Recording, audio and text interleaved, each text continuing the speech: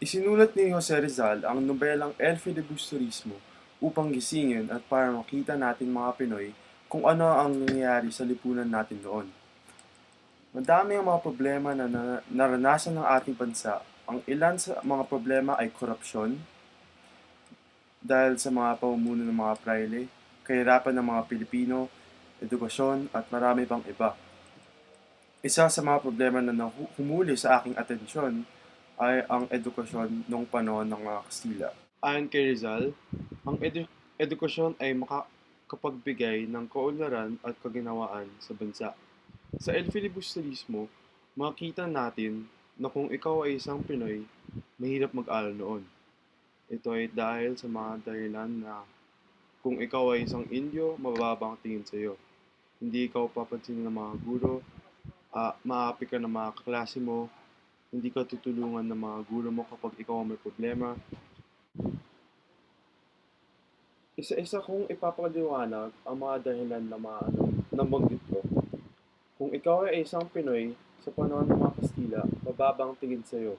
Ang dahilan dito ay sa mga mata ng mga Kastila, mahina tayo mga Pinoy. Kaya wala silang bilib at sa atin na kaya natin matuto. Bukod dito, mababang tingin nila sa atin kasi wala naman silbi ang pagtuturo nila kung hindi naman tayo uunlad sa lipunan habang sila ay namumuno.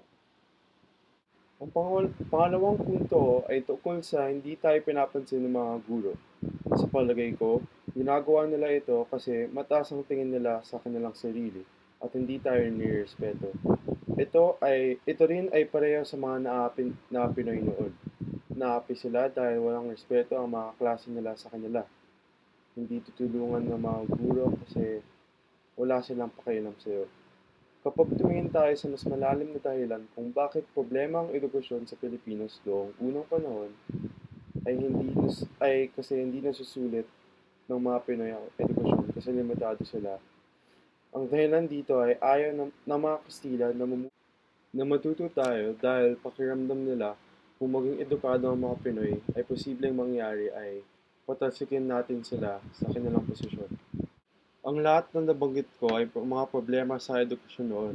Sa panahon ngayon, mas hindi gaano kalala ang mga problema natin sa edukasyon.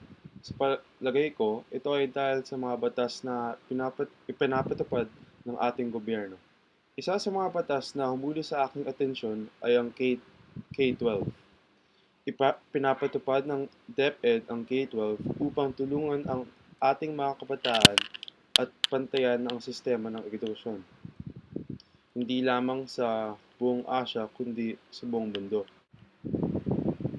Ibibigay ito ng libre sa mga nais pumasok sa publikong paaralan. Magandang solusyon ito kung ibigay ito noong panahon ng mga Kastila dahil magiging pantay ang mga puwedeng matutunan ng mga kabataan. Kung dati, halos mga mayaman lamang ang may kaya makapag-aral ng kanilang mga anak, ang K+12 ang solusyon upang makakuha ng libreng edukasyon ng mga sistema na patas sa ating bansa. Limitado ang itinuturo ng mga Kastila dahil natatakot silang gamitin ng mga Pilipino ang kanilang karunungan upang kalabanin sila. Pero kung pantay-pantay ang matutunan ng mga kabataan, walang magagawa ang mga Kastila kundi sundan ng curriculum na ibinigay sa kanila. Ang solusyon na naisip ko para baguhin at ayusin ang mga problema ng edukasyon ng panahon ay dapat na magkaroon ng ekwalidad sa lahat ng mga estudyante na nag-aaral noon, kahit ilustrado ka man or isang Indio. Para kay Rizal, ang edukasyon ay mahalaga at dapat maibigay sa lahat ng mga kabataan. Ang mga naangking karunungan ay siyang magkapag-unlad sa ating bansa. Dapat gamitin ng husay at kaalaman hindi lamang sa pansariling kundi para sa iba. Dahil hindi lamang ang gobyerno ang magbabago ng bansa kundi tayo rin.